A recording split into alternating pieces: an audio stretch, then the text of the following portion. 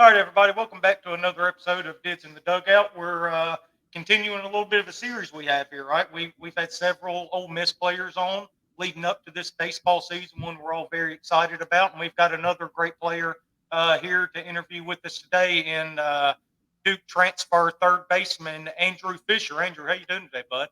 How you doing? Thanks for having me on. I appreciate it. Yeah, man, appreciate you coming on. We'll kind of dive right in right here. You're from Manasquan, New Jersey. Did I do that right? Is that how you say that? Yeah. Manasquan. Yep, Manasquan, New Jersey. Okay, there we go. It's got to be a little different up there than it is down here in Oxford, isn't it? Yeah, there's definitely that small town feel in Jersey where I'm from, where the beach is right there, and you could ride your bike to the beach and you'll see the same people every day. And I feel like that's kind of similar here in Oxford, just without the beach. So there's that small town feel. Everyone's rooting for the same program, and everyone goes to the same university. And that part is very similar. Yeah. Well, look, we're not totally without beaches, right? You got Sardis Lake not far up the road from you there, up Highway 6, so you can ride up there and kind of hang out on the side of the lake. That's kind of our version of the beach around here. So we enjoy it a great deal. You kind of like I said in the opening, you ended up going to Duke for your freshman year. Had an incredible year there, right? You ended up setting the Duke freshman record for home runs. You ended up blasting 11 of those. You started 45 games in your first year.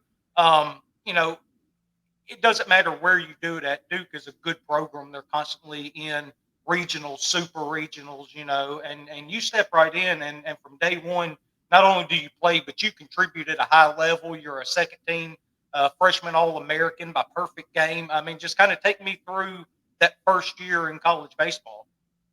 Yeah, I guess first year in college, there's always some nerves going into it for everyone, all freshmen, until you really get your feet wet and kind of get your wits about you and figure things out.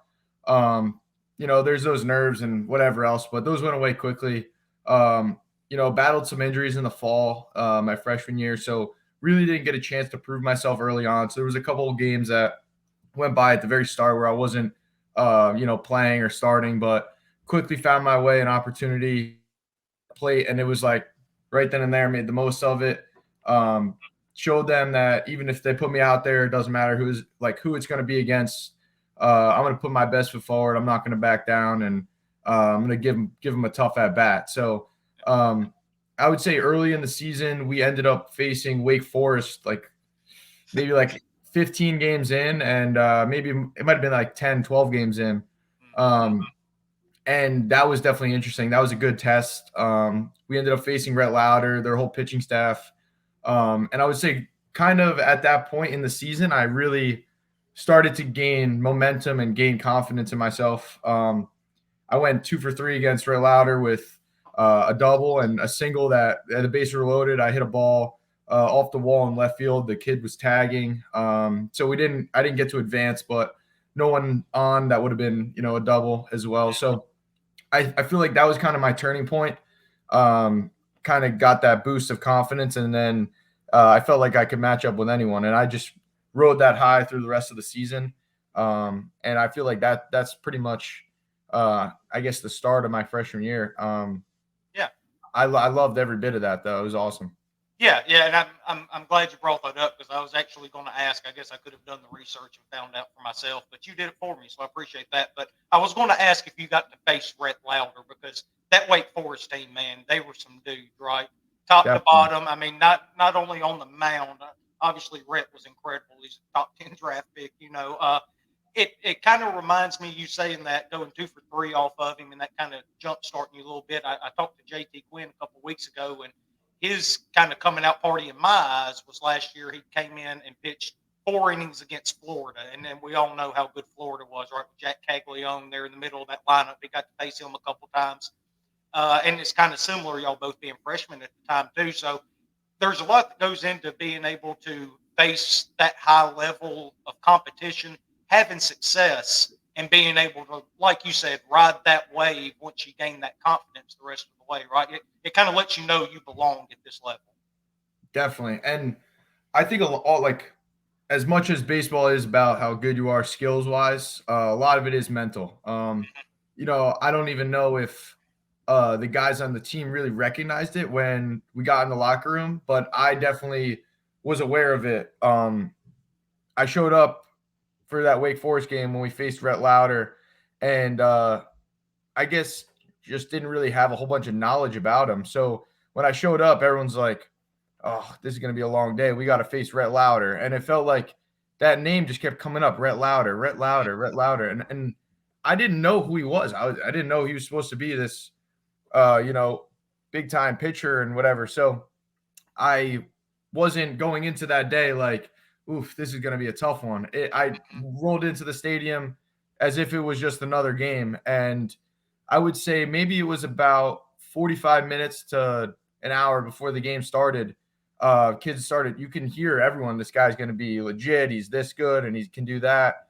So I kind of got, again, like I put my guard up again. I got nervous. I was like, oh, this is going to be a tough one for me today. And my first at bat, I was like a deer in headlights. Yeah. And then once I realized after I was out there that he's human too, like he's not some superhero.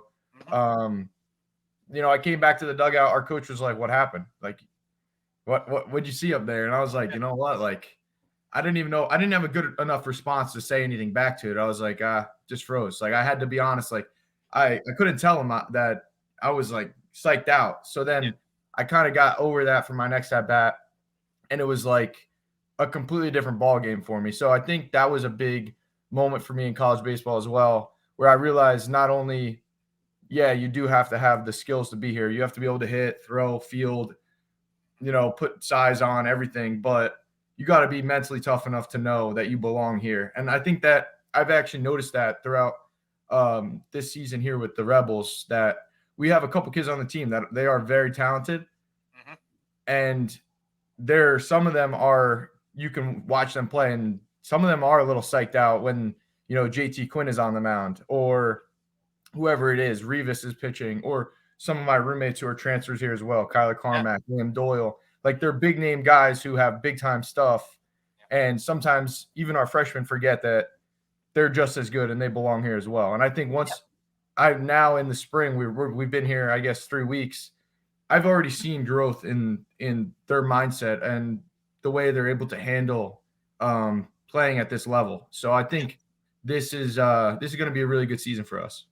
Yeah, and kind of like you said, at this level in particular, in the SEC, the ACC is a good conference in its own right. Wake Forest is one of the premier programs in college baseball, and Duke, like I said, they've been a constant super regional team the last few years. They're a really good program. In this conference, though, in the SEC, I do think it's a little different because there are absolutely no weeks off. Top to bottom in this schedule, it's every single weekend you've got to bring your best because the guys in that other dugout are just as good as you are, right? Again, kind of like you said, though, it's these guys getting past it mentally, knowing that they belong here as well. You went through it last year. JT Quinn, Grayson Saunier, those guys were freshmen last year, and they went through the battles of an SEC schedule, and that's why I anticipate such a big jump from them. Mallett's his freshman year, the year before Ole Miss won the national championship, you could see Mike kept throwing him out there in situations over and over again, right, to get that experience. And then our national championship year, he was, maybe as lights out of a pitcher that we had on the entire staff. So I think that's just a really good point that you bring up about freshmen realizing they do belong here, because they do. There's a reason you're at this program. It's, again, another premier program in the country. I think Ole Miss is, I don't think anybody would argue, a top 5-10 program overall in the country with our track record Mike Bianco here. So yeah, that's a really good point. You talked about fielding. That's one thing that really stood out to me when I was looking into you after you transferred to Ole Miss. You made one error all year last year. You had a .979 fielding percentage, and with you being a big lefty, and you're a pretty good size dude too, right? 6'1", 205, and you have this great pop at the plate. You have a good approach, but it's your defense that kind of stood out to me. I had flashbacks of Tyler Keenan all over again when he was a freshman here at Ole Miss, and that first year he played for us, it was anything hit his way, he was an absolute vacuum. And that's kind of what I see in your game too. How much emphasis do you put on the defensive side of the ball as opposed to hitting? Yeah, so funny you bring that up. I've actually spent a lot of time, I would say, over the past 2 years. So really, since I've been in college, trying to focus on my defensive work. Up in Jersey, like we don't really get on the field until really, I guess game one is like March 1st in high school. Mhm. But you might be able to get out there, but the fields are horrible. So like the weather's not great. Like you're playing on a hard field that isn't rigged, isn't clean until maybe May, where it's like, all right, you're starting to play on better fields. Where down south, you can come down here, go down to Georgia, you can go to Florida, you can play in Mississippi, and you're playing on good fields from end of February, middle of February, all the way until the end of November. So like my time that I've spent really fielding on, whether it be turf fields or really good maintained, regular ball fields has been limited prior to coming to college. So I got down to Duke and got a chance to really get mass reps and a chance to really start putting in several hours a day, several hours a week on just focusing on my defensive work. So I think it started to develop a lot more there. But then we just got here, and now I feel like my defensive work has, again, continued to grow and develop. But I think just like hitting, I think defense is all about confidence as well. Coach B talks about wanting the ball hit to you at all times, and I find myself very vocal in the field. So if you ever come to a game, maybe you'll hear me, maybe not, because there might be 10,000 people there. But Yeah.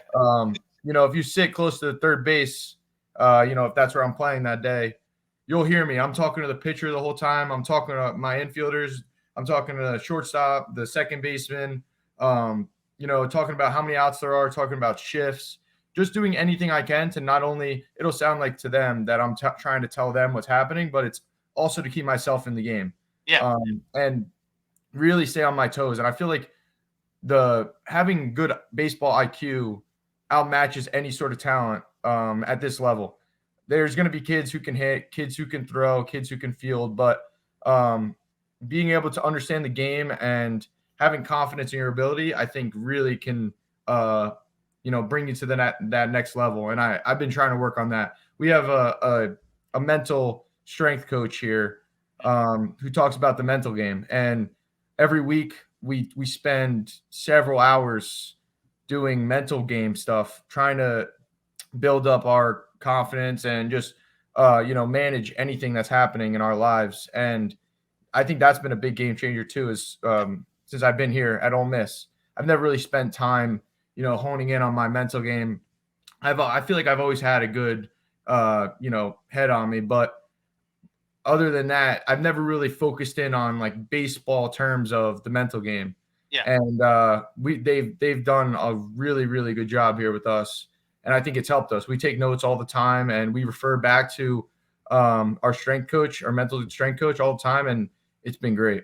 Yeah. And that's kind of the ever evolving landscape of a game like baseball too, right? Like all of the old school players, fans, and all that, they know the mental part is a huge part of being successful, not psyching yourself out, kind of like you were talking about with Rhett Lauder and that first bat, stuff like that, but to actually have a coach or advisor or somebody like that to help you work on that as well, instead of just getting thrown out there and building it yourself. I didn't know Ole Miss had that. I think that's really cool though, because like you said, the mental part of the game is just as important as having all the physical skills and tools to be able to play it as well. And with you talking about defense, something else that's really important with it is instincts, right? Being able to anticipate the ball off the bat, where the pitch is going to be, stuff like that. And one person that I've been really impressed with defensively when it comes to just pure instincts is the one playing just to the left over there at shortstop, and Luke Hill, right? I watched some highlights of him, and man, he's absolutely incredible out there with the glove. What kind of what have you seen from Luke so far this offseason that, just kind of gives you more confidence that he's going to be able to cover a lot of ground there at shortstop and in turn make your job a lot easier there at the hot corner?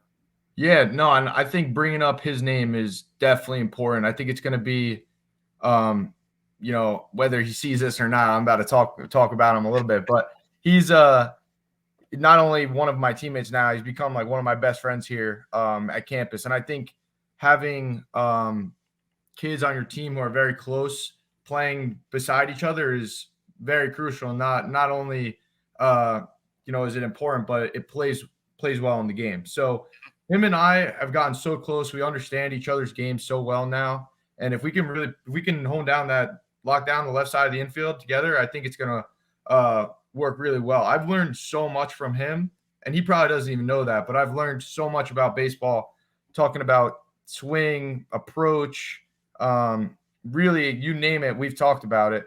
I spend several hours a day with him, lifting, training speed work. We do all different kinds of stuff, hitting, throwing. We warm up together. It's really been cool to watch him play. And you watch him play one inter squad, you're going to see him hit a ball. I can almost guarantee it over 100 miles an hour every time. Yeah. If fans are going to show up to the ballpark, and if he has a day where he goes 0 for, they're going to be like, what happened? He had a bad game, because they're expecting every time now when he shows up to have a big day. It seems like no matter who he faces, he just dominates out there, and it's fun to watch. It's super impressive. I think eventually he could, develop to be a first-round draft pick, and I have all the confidence in the world in him at shortstop for Ole Miss this year. He's truly impressed me a lot. Yeah. Luke can really swing it on top of being able to get to damn near anything, it looks like, with the glove. So I've talked to Luke Hill. He's been on here. Trayson Hughes, Liam Dole. I've interviewed all of them. Just a lot of the transfer guys, kind of like yourself. And I've talked to guys like, obviously J.D. Quinn, Will Furnace, a few returning guys, Grayson Saunier. And they all tell me the same thing, because I think the big talking point with this 2024 baseball team is how many new faces are on it, right? Bianco and Laugh and those guys really went out, hit the portal hard, and I think they did a hell of a job. They basically rebuilt the lineup 1 through 9. Got some guys coming back, but you got guys like Jackson Ross, and then you bring in newcomers like Smithwick behind the plate, and you got Udermark back and Leger back, but what everybody tells me is how well everybody's meshed together, right? Even though it's a lot of guys that have come in that weren't here last year, but all the guys really mesh well together, and y'all really have a good relationship, not only on but off the field as well. Yeah, I completely will back everything that you just said, and they probably talked to you a lot about it, but the chemistry this team has is unmatched. Last year, I tell the guys here this all the time. Last year I played obviously at Duke, and our team chemistry, it was like we were in sync. We knew what was going to happen with each other. We knew everyone's next move. We could anticipate everything that was going to happen in game, just because of how much time we spent with each other to get to know each other off the field. And our team so far has done a great job. Almost, if they haven't matched it, they've surpassed where we were with that team chemistry last year. And I think not only is the game like a mental game, but it's truly is a team sport as well. Like if there's negative energy brought to the field by one guy, it can bring the whole team down. We don't have a single kid in our locker room who's I wouldn't want to play for. Everyone will go to battle for each other, and I think this team has a real shot to not only get in the ranks early on, but do some damage in the postseason, because they have the talent. And I think as we keep meshing together, this team can only get stronger. Yeah. And I haven't backed away from my expectations from this team. I've told anybody that'll ask. I've said it on this show several times. With the talent that we have, I don't see any reason why goal number 1 shouldn't be hosting a regional, getting a regional back in Oxford, Mississippi. And, if it's one thing that Ole Miss proved to the country a couple of years ago, is all you got to do is get in. And then if you get hot at the right time, you can win the whole damn thing.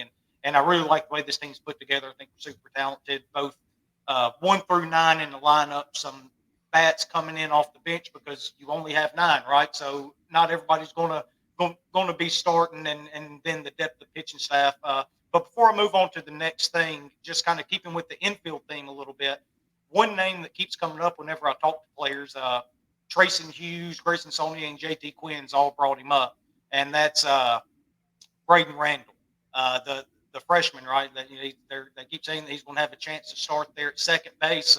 Kind of tell me from your perspective, what's kind of been so impressive about him during this offseason leading up to this season. Yeah, so obviously Braden Randall, great player, freshman. Actually, first week we were here, we did like a kind of an icebreaker thing, and he was my selected partner prior to that. So him and I have gotten pretty close throughout the fall, now going into the spring, and just share a couple stories about the kid. But he's the first person that at the stadium. He's the last person to leave. He's the first one texting me, "Hey, when can we get extra work in? Hey, what do you see on my swing? How can I increase my bat speed? How can I do this?" We're in the weight room. I can't tell you a single time that kid's not in there going after it. There's just something about him. He plays with a chip on his shoulder. He's one of those kids. He's a gamer, and you want him on your team, whether he's starting that game or not. Just having him in that dugout, knowing that if we need him, he's going to be there and he's going to show up and play. You want him on your team. You don't want to be playing against him. That's awesome. But, yeah, he really is. He's impressive, and I'm not afraid to say it. He's one of the best defensive players I've ever played against or with, and I go out there all the time. I'll ask him questions myself, even though I have a year of experience under my belt. Hey, let's talk about glove work. Let's talk about what's your routine in the field. I pick his brain because that's how intrigued I am about his game.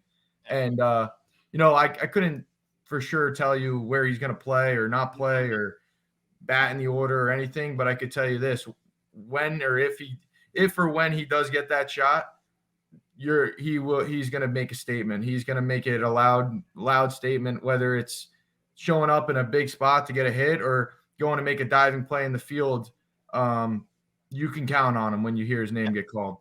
Yeah, I just thought it was super interesting because I would kind of go through and kind of in my mind try to make a lineup who's going to play where, not necessarily a batting order, but who's going to be in the infield, outfield, catcher, all that stuff. And when I got to second base, I always came up with Ethan Leger, right?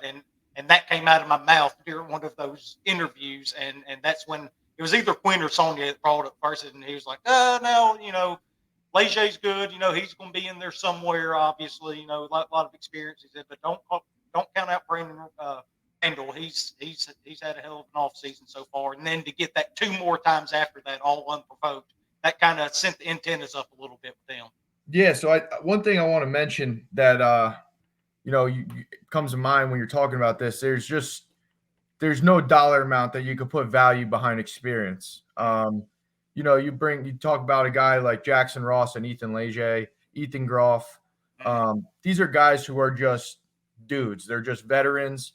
It doesn't matter if they're supposed to be 1-1 in the draft or they're not supposed to be drafted at all. They're guys who show up every single day, and they're gritty players. You show up and if they're playing that day, it's you're in for it. Like here we come. Here are the Rebels. And Ethan Leger plays with a certain swagger about him that it's attractive as an athlete. You play your game and you're like, wow, I want to play like that. I want to have that confidence in the field. He's playing every ball that's hit to him, with some swagger to him. Like, he has so much confidence, and I love that. And then you talk, like, I brought up 2 other names. Ethan Groff. He's like reliable. He's up there, and you know for a fact he's gonna get. What you're getting from him every time. And we got so many guys on our team like this. Like, our pitchers have Mitch Morrell. Yeah. Again, another guy who's been around for how long, that we have all these young guys who are able to take his stories and experiences. we spend so much time at the field, even if it's not practice or not a game, not lift, whatever it is, just talking with each other. And I think it's really benefiting our young guys, and especially me, like new guys like me, Luke, hearing these stories. Like I'll pick Mason Nichols' brain all the time. Like, hey, tell me about that moment at the College World Series. Like, what was that like? And we get to talk about it, and I'll tell them stories about what it feels like to lose a super regional. And because some of these guys have never felt that, and it's a burn that I don't want them to feel. I don't want to ever feel that again. It's miserable. But they talk to me about what not only winning a College World Series comes with, but what it feels like when you get back to Oxford, and there's a parade going on and all that other stuff. So I think having all these veterans on our team, we have a mix of young guys, freshmen, sophomores, and we have a lot of veterans. And I think we are taking advantage of having these veterans on our team, and all our young guys are learning from them. So, again, I don't want to keep rambling, but I have to mention Jackson Ross. I got here, and, this is a kid you talk about. He played at FAU last year. I don't know his exact numbers, but hit close to 20 homers, I'm sure. And he's just such a veteran. And he's gotten the nickname Sarge from us, like Sergeant Ross. Yeah. And it's just because of how much experience he has. It's like every time he talks, doesn't matter who it's to, even when he's talking to Coach B or Coach Clem, Coach Laugh, or if he's talking to a freshman, whoever is in that area is tuned in, listening, want to know what does Ross have to say? Like, how does Ross feel about this? He's the kind of kid that even as a transfer, if he transferred in like he did, but I wouldn't have been surprised if he was named captain. Like just because of the presence he has in this locker room, and he's a ball player. He's again another kid who's going to give you a gritty at bat, and he's gonna make the plays in the field. He's not afraid to get dirty, and he puts in the time. He puts in the work. I've been over to the facility at 9:30, 10 p.m. at night, and I walk in, turn the lights on, and you look down a couple cages, and there's Jackson Ross hitting in the cage, and he's 23 years old right now, fifth year, sixth year, and he's still putting in that extra work. And you have guys on our team like Campbell Smithwick, a freshman, who's able to witness that and learn from it, and it's really cool. So I think I've never seen the way this team is built, like where it's a bunch of young guys and a bunch of old guys with not that much in the middle. But it's really impressive the way they were able to structure our team that way, with bringing all these new guys and us being able to gain the experience and learn from the older guys like that. Yeah, and there was a few names there that you brought up that I kind of echoed back early into the off season, probably the first show we ever did here, if I had to guess. Getting guys back like Ethan Leger, Groff, Morrell, those guys, they all had options to go pro, right? I mean, they didn't have to come back to school. 100%. But, with all the transfer portal guys we got, Doyle, Carmack, Hill, Ross, it goes on and on, all the talent we brought in. Those three guys are kind of like getting or kind of like adding to that transfer class, because it's guys that could have gone elsewhere. They could have started their pro career, and they didn't. They decided to come back to Oxford for one more year. And quite frankly, it reminds me a heck of a lot of 2022 when Elko and Graham and Bench all decided to come back, because none of them had to come back either. They could have all went pro. They came back. They wanted one more year in Oxford, and they gave us that veteran presence. People, three guys that have really played a heck of a lot of college baseball. And that's what we're getting back with Leger, Groff, and Morrell too. And then, like you said, you throw Jackson Ross into that mix too, this being his fifth year or whatever it is, transferring in. And it's a very veteran team, like you said, with a real good mix of young guys that I think is really going to benefit this team. Seems like we have a lot of leaders on this team that can show guys how it's done here. So that's obviously really exciting from a fan standpoint. I'm sure you're excited about it too. So let me see. We've kind of gone off the rails here, which I absolutely love. I have like a list of stuff that I want to ask you about, and we just keep rambling back and forth to each other. So I actually enjoy that more than having to go down my list. But one thing I did want to hit on, obviously you entered the transfer portal, left Duke after your freshman year. why Ole Miss? Why was Ole Miss so attractive for this to be the place for you to spend the next year or two of your college baseball career? Yeah, so I had entered the transfer portal, and it didn't take much more than a couple minutes to get a phone call from Coach Lafferty here. And you talk about college baseball, and you look at schools like Ole Miss, and you really you start to categorize them in your head. Ole Miss, Tennessee, LSU, Florida, and you start looking at all these schools. The list goes on. Yeah. And it becomes like, how are they any different from each other other than their name and where they come from, right?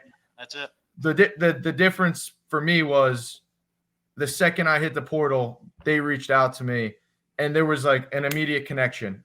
They were sold out to, hey, we need you. We don't want you, we need you. And that was the conversation I had with Laugh. And it took me only a couple minutes to tell my dad that, hey, we need to get down there. I want to check this place out. And once I got down here, it was like, what doesn't this place have? What is it more that I want? They have the top of the line facilities. You're going to play on the highest stage in the country of baseball. You're playing in the SEC in front of 12,000 people. Whether this team is 0-30 or they're 30-0, those same 12,000 people are going to show up for you every single game. And I played at Duke, and we might have had 100 or 200 people at our games. The most fans at one of our games are when we're playing like at home against NC State in a scrimmage that means nothing. So, we would fill the seats against some teams, and it would all be the away team's colors. There was no, there was never 5,000 Duke fans there. So it's very different for me. We play away series. We played at Clemson. We played at UVA. We played at UNC. And every time that there was that feeling, Boston College, that feeling of, wow, there's 5,000 people here. I was able to build off of that energy. And I feel like I played well when I was on that high stage. I had my big games. My biggest games that I played were when we were away. And I felt like I need to get on that stage. I need to be in front of 10,000 people. I need to be on ESPN. I feel like I build off of that energy, and in those high pressure moments, that's what I feed off of. So, obviously Ole Miss supplies that. And I mean, you come down to Oxford, you look at this place one time, there's really not much more you can ask for. It's the best of the best athletics. It's the best of the best. You name it, they got it. So I really enjoyed my visit down here, and I told my parents right away, like, hey, this is the place for me. Yeah. It's kind of like Sinquez Golden said. He played football for us. Actually had that big interception to clinch that game against Alabama at home back in 2014, I think it was. But at his Hall of Fame induction speech here in Mississippi, he said, if you don't want to go to Ole Miss, you better not take a visit, right? Because when you get down here and you see everything, you're coming at that point. But yeah, I found it interesting. You talked about how you play your best games when you're in front of those big crowds, and obviously Ole Miss is always drawing in the top 5 in the country year after year. But the other thing to that is the other 4 of the top 5 are also in the SEC, right? Like you're going to get to play in these kind of environments week in, week out with, this year we go to Tennessee, we go to Baton Rouge, go to Arkansas. Those are 3 really high level programs as far as people buying into baseball attendance, and just kind of that atmosphere overall. Is there any away stadium you've kind of put a circle around a little bit that you're really excited to play in? Yeah, so I would say Mississippi State sounds like it's going to be pretty cool when they come here. I heard so much about I heard so much about last year when they played at Mississippi State. So obviously, they flip every year, so they're going to come here this year, and I'm excited to see, my junior year when we go there, what that's like. But yeah, obviously you look at our schedule, we go to Arkansas this year. Again, that's a big stage you're talking about, maybe 10, 12, could be 15,000 people there. that's what you want. That's what you want to play. You're growing up, you're playing wiffle ball in your backyard. That's the scenario you're drawing up. When your dad's throwing the ball to you, 3-2 count, bottom of the ninth. We're playing. Yeah, you're playing away at LSU. Bring it on. And those are that's what you dream of growing up. And now I'm going to get a chance to go do that, and it's unreal. It feels crazy. So, just trying to live in the moment, obviously, and be where my feet are. But it's cool to look forward to where we get to play. Obviously, we open up in Hawaii, which that's pretty cool in itself. Even though Hawaii might not be in the SEC, it's Hawaii. So, playing game to game now, like only trying to look forward to Hawaii. But I'm excited to go to LSU. I'm excited to go to Arkansas. And obviously the list goes on. But yeah, I can't wait as well though for playing at Mississippi State next year. That'll be cool. Yeah. So one thing I tell all the players when I have them on here, when we go to Baton Rouge this year, it's the last series before the SEC tournament in Hoover. It's that Thursday, Friday, Saturday. Obviously, we want to win, right, for Ole Miss, obviously. But we've got two guys in Luke Hill and Will Furness that's going to mean a little bit extra to those two guys. Will's dad playing at LSU, Luke being from Baton Rouge. So, just kind of get the juices going a little bit extra. Let's drop a few bombs over the fence and let's make sure we get at least a couple wins for those two guys. Yeah, no, I got my own chip on my shoulder for LSU. Coach Jordan used to coach at Duke. So he recruited me to go to Duke, and then he's now coaching over at LSU. So we spoke in the portal, and obviously did not end up going there. So you can imagine that conversation wasn't too pleasant. But I'd love for obviously them too as well. But for myself, I'd love to have a good game over there and have a good series and take that one home. Yeah. Okay. So that actually excites me a little bit more. I didn't know there was an LSU connection there. I want to keep building all of those up. That way, when we go into the box at the end of the year, I'm changing expectations. We're not taking two. We're going to go ahead and sweep them and be done with it. That's how it went 2 years ago, actually, the year one national championship. That was one of the big series there at the end of the year. We went to LSU. I think it had been since like the 70s since we had even won a series there and never swept them. We go in, take 3 games, and the rest is history. Rebels got hot and ended up being the best year of my life, obviously, following them to Omaha and all, and I can't wait to do the same to y'all. So only a couple more things I got here, though. Just talk real briefly about your season expectations, first year in Oxford, getting to play for a guy like Mike Bianco. He's starting his 24th year here. He's an absolute legend on campus and everywhere around the city of Oxford. So just kind of your thoughts of playing for him and what you're expecting in your first year at Ole Miss. I've learned a lot from Coach Bianco since I've been here. And it's amazing. I whenever the guy talks, I'm all ears. I couldn't be more focused, more locked in. He has so much knowledge, not only about the game, just about life. He's got so many stories that he shares with us. I'm sure you've probably seen some of them.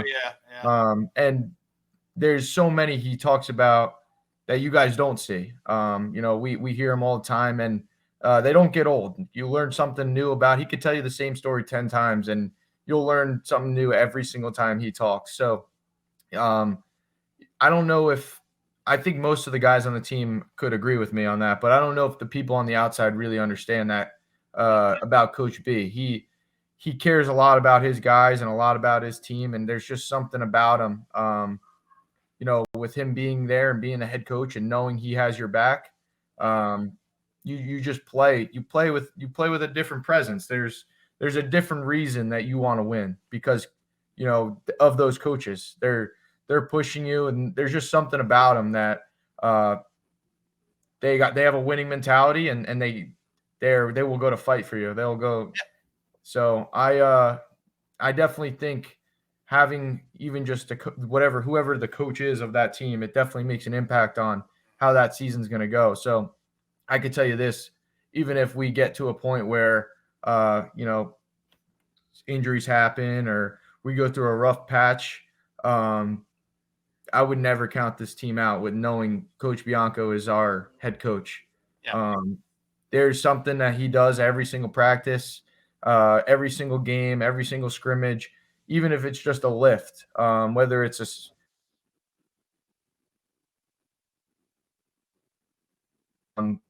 he definitely makes a big impact on all of us. So Yeah, yeah. That's what you want to hear. That's you kind of echoed everything that everybody always says about Bianco, which further solidifies how true it is in my mind, right? I mean, everybody I've ever talked to is a big Mike Bianco fan. All of his players absolutely love him. So that's obviously good to hear. I'm going to get you out of here with this, kind of getting away from baseball a little bit, which I think this kind of goes above baseball on the field and everything. It's more of what you do off the field. So we're recording this on a Monday night.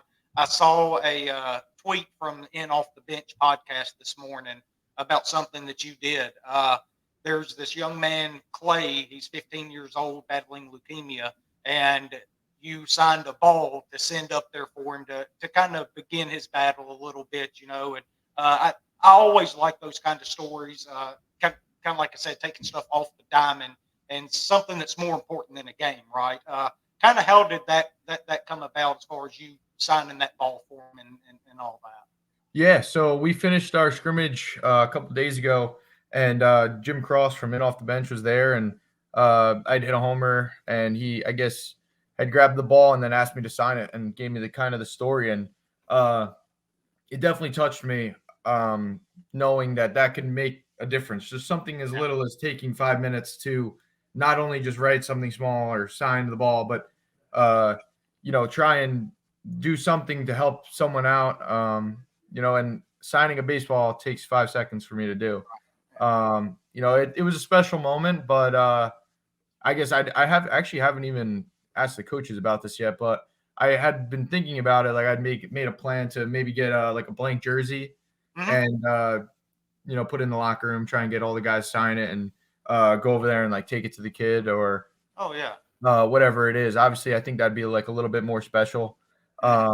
But yeah, hearing stories like this all the time is pretty crazy. It's not obviously just me in that moment, but there's so many other people out there. I would say, and that's another thing that this team does, probably has never really been shared before, but there's maybe, I don't know, 5 to 10 different items every week that come across in the locker room, whether it's a baseball, it's a jersey, it's a picture frame, it's something. And at no point does it ever fail to not get signed by the whole team. So, it's for someone battling breast cancer. It's for someone, a special needs kid who is a huge fan from California who sent it out and said, hey, here's a picture of me wearing an Ole Miss baseball jersey. Any way you guys could sign it and get it back. Or there's so many other things, whether it be a bat that, is going to someone who, a family member had passed away. But in 24 hours, I can tell you all 40 guys or 44 or whatever it is, in 24 hours, that thing will get signed by every single kid on that team. And that has a turnaround of that, like that fast. And the coaches here make it a point that those items come in and they get shipped right back out to those people. So that is a special thing about this team that, again, I'm not sure if that's been talked about ever. Probably not. But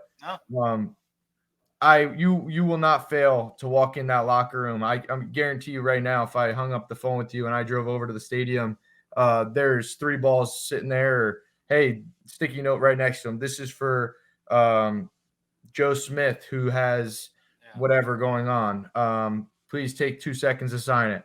And every single day there is new stuff there. And it's super cool to see. All the guys do care about it. And they do make it a point to sign it on their way in or on their way out of the locker room. And it's super cool stories like that really make baseball more than just a game. I've talked about it before, and I think it's a super cool part about baseball. Yeah, absolutely. And it kind of furthers your point of how kind of sincere it is too.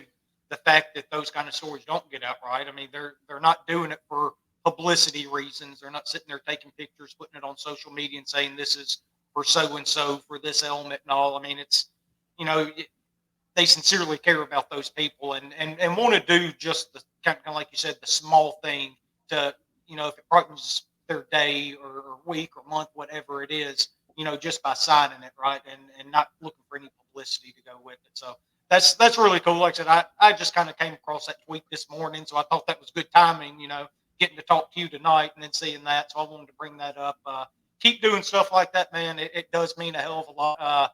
When I was 3, I had a fish cooker fall on me, and I spent several months in Lebanon, and I didn't have anything like that, but like Christmas came around, and there was this biker group that kind of rode through, and they all came in through the hospital dressed up like Santa Claus, right, giving out teddy bears and stuff like that. I was 3 at the time, so I really appreciate something like that. So I know that Clay really appreciates that. That's something I'm sure he's going to hang on to, and I'm sure it's not the last time that you're going to hear from him. You absolutely made a fan for life by taking out 5 seconds to sign a ball. So y'all keep doing stuff like that. I think it's awesome.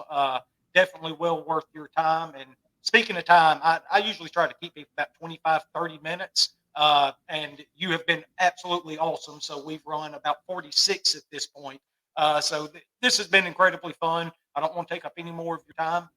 I really appreciate you coming on and doing this for me. And best of luck this year, man. Hope your first year in Oxford goes incredible. And we can't wait to get out to Swayze and cheer all of y'all on and get those 10, 12, 15,000 people crowds out there. And, let's go ahead and make a run to Omaha. Let's do it. Yeah, thank you. I appreciate you having me. All right, buddy. Appreciate it, and have a good one. All right, see you. Thanks.